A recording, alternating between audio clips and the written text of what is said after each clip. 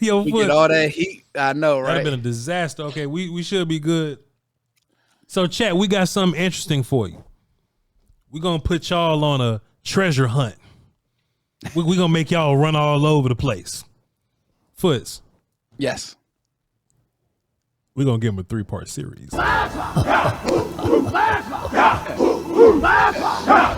And we got to set it up like that because they see me here and then they see it somewhere else. They go, man, I seen that video already. Nah, man, you got to let them know that it's a 3-part series and that's how we're going to do it. You feel me? So first and foremost, Foster King, my brothers, shake my hand, sir. Shouts out to you. Thanks for being here, dog.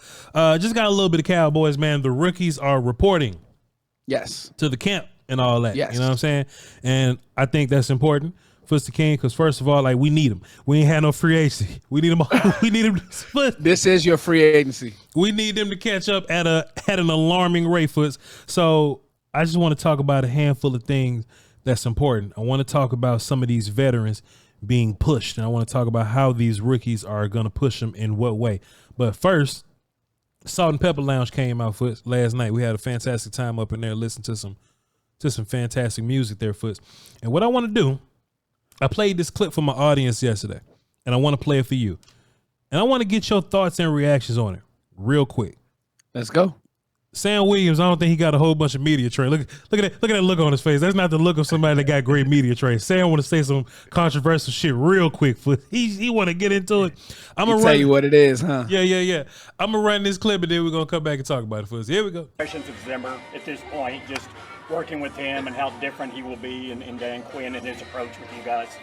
I just like the fact that he's an old school coach, and he likes stuff done right. Well, I mean, other coaches does too, but like I feel like he's gonna put the best players out there.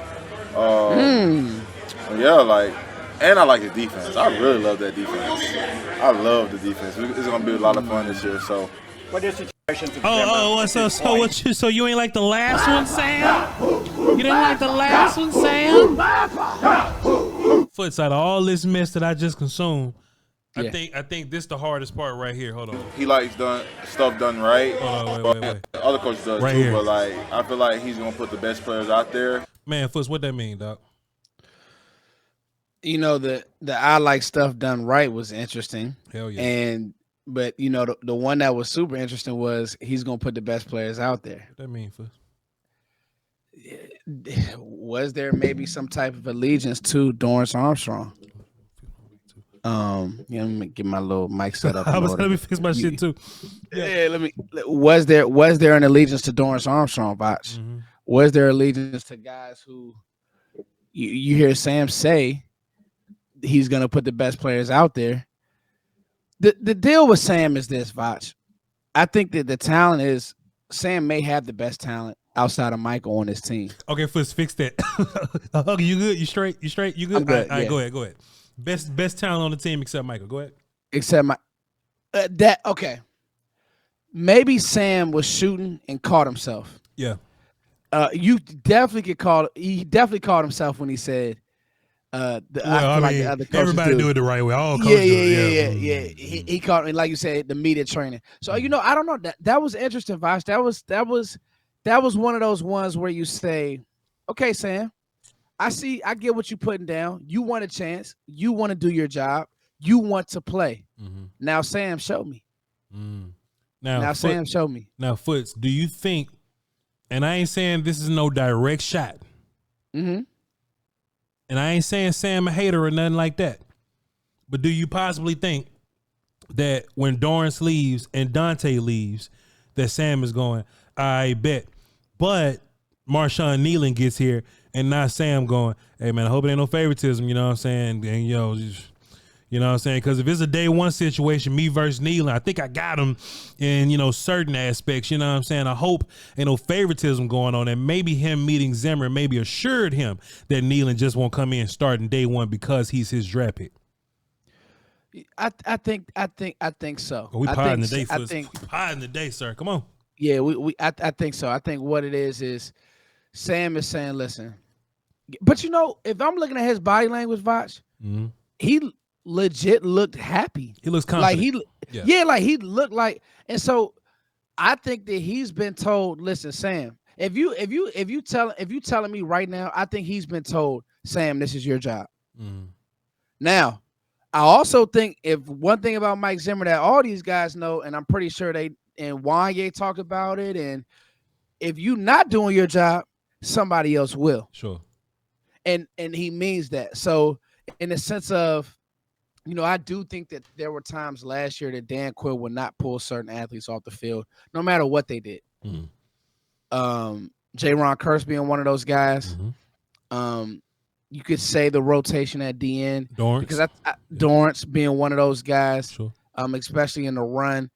And so I think that was real. Yeah. I don't think that those guys were coming off the field no matter what. So do you think that this results in a bigger opportunity for Sam, guys like Wanye, and guys like Izzy? I think the best players will play. Like, because I gotta honestly say I'm not. That's why I don't want to say I think it results in. I think the best if Kneeland comes in and he's better than Sam, sure, and he's doing what he's supposed to do, then Kneeland might play.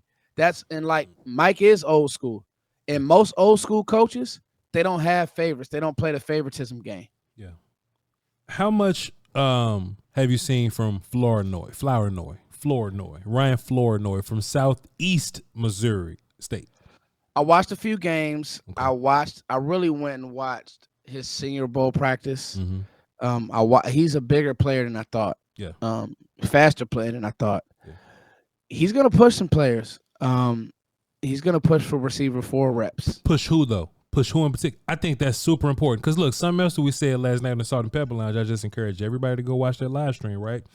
I made the argument that we don't have to be super Teflon at wide receiver 3 like some other teams are at wide receiver 3, because Jake Ferguson is our wide receiver 3. Like, since the bye week, we're the number 1 offense in the league, throwing the ball to Cook, CeeDee Lamb, and Jake Ferguson. Everybody else just kind of getting in where they fit in, right? So in my mind, if when we were in the draft foots, I think this is the only mistake we made draft wise, right? We were constantly looking for, is this wide receiver better than Tolbert? I think the one thing that we missed was, it's not about who's better than Tolbert. Is any of these cats better than Gallup? I think that's all. That's all we really had to worry about. And Gallup had like 40 catches for 400 yards and 2 touchdowns. Right? I actually looked it up. So now we have to ask ourselves: is Tolbert, Flournoy, Jalen Brooks? I ain't gonna say Turby because he got a whole nother skill set and job. But Tolbert, Flournoy, Brooks, will those dudes or the combination of those guys be better than Michael Gallup? I think so. I think that if you ask him who he pushes, I think it is Jalen Brooks. Because I think that Jalen Brooks shows some promise, but I don't think that Jalen Brooks has what Flournoy has as far as the body and the speed. I think that Jalen Brooks is more just a reliable hands guy, which there's a room and there's a world for that. Sure. And what does that look like? I agree with you wholeheartedly.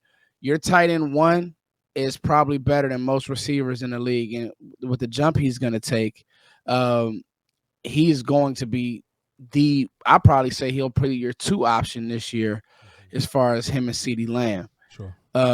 I think it'll have to be wide receiver 3 by committee, and then wide receiver 2 will obviously be Brandon Cooks. I think another year of Brandon Cooks could honestly – I was thinking about this the other day, and I was like, you know what? The offense did take about 6 games to get going. Brandon Cooks wasn't even involved in the first 6 games. So, and you were still winning games. So, Brandon Cooks didn't get 1,000-yard receiver, but he got 8 touchdowns, though. 8 touchdowns is a lot. That's plenty. And most of them was either up the seam or they was in the back right of the end zone. You know what I'm saying? The back pylon throws that him and Dak got really good on. So, you can really – and look, CD had, 1,700 yards, and they was really bullshitting for 6-7 weeks. I really think that this offense would be better because – all right, you got the full 17, which identity now. The Cowboys found out who they was in the middle of the season. Now you have your identity now. And, boy, we just keep saying it every year, man. Hopefully we can really knock on some wood. They can't even see my table back here. Hold on, let me zoom out so they can see. Knock on some wood. Foster King, that Zimmer actually does what we wanted Dan Quinn to do. You know what I'm saying? Hey, man, just make it a little bit easier for your offense, bro. You ain't got to be the Baltimore Ravens, the 2001 Ravens, the 2000. You ain't got to be the lockdown. We don't have to lean on you. Just give us a shot, bro. Give us a shot to figure it out if we have issues. Go ahead.